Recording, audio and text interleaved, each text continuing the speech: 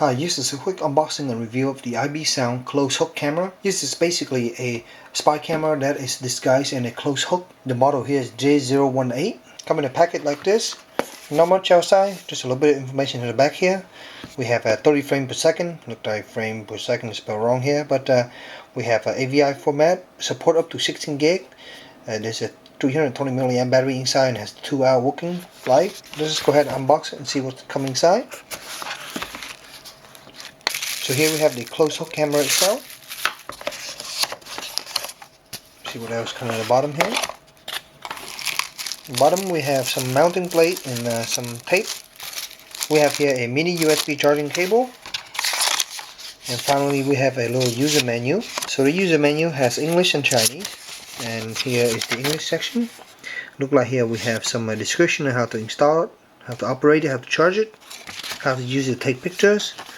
We have some instruction how to set the timestamp, connecting to the computer, reset, and then some other troubleshooting stuff. And that's basically about it. So here's the close hook camera.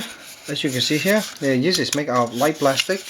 The hook itself is pretty strong. I think if I bend it hard enough, it'll break, but it seems to be pretty strong here. And up top here you have the camera itself hidden right now. So right behind the big hook here you actually have a button.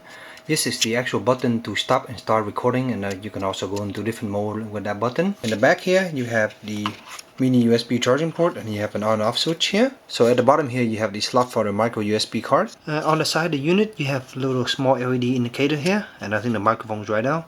And right now I have it plugged in and it's charging, as you can see, and the light is blinking green slowly. And that's basically the whole unit. So to use this spy camera is actually pretty simple.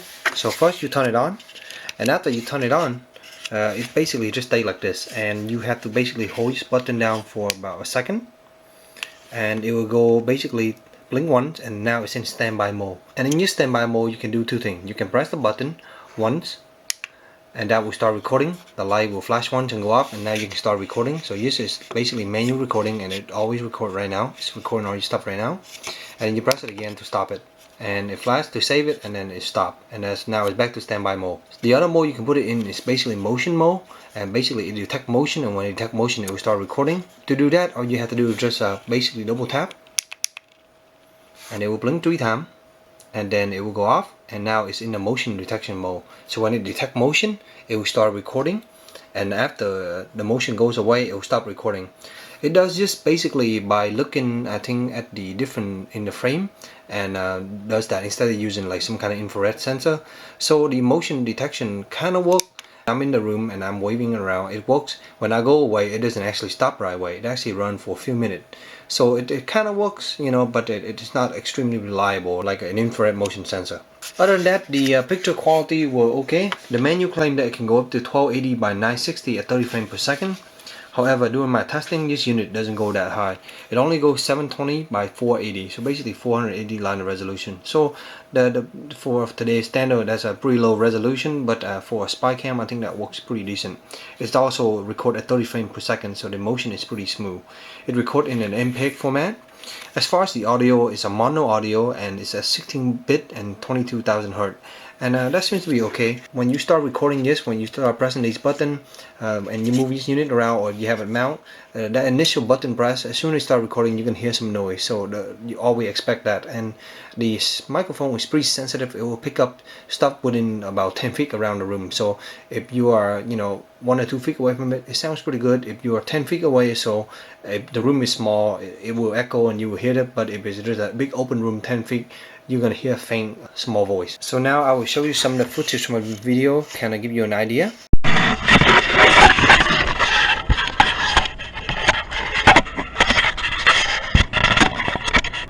Motion detection, walking away motion detection.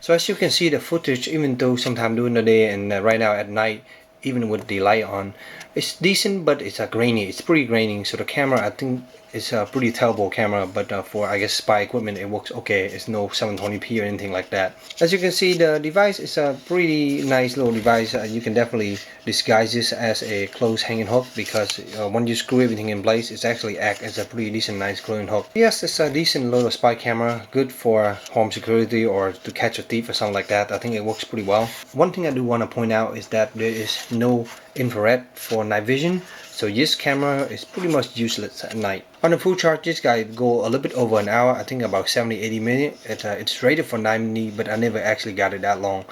On the standby motion sensor, it lasts a lot longer than that, but on a continuous recording, I think it was roughly a little bit over an hour. So I hope your short little review helped you in your purchase decision, and if you have any question, please let me know in the comment below, and as always, stay tuned for future review. Thank you.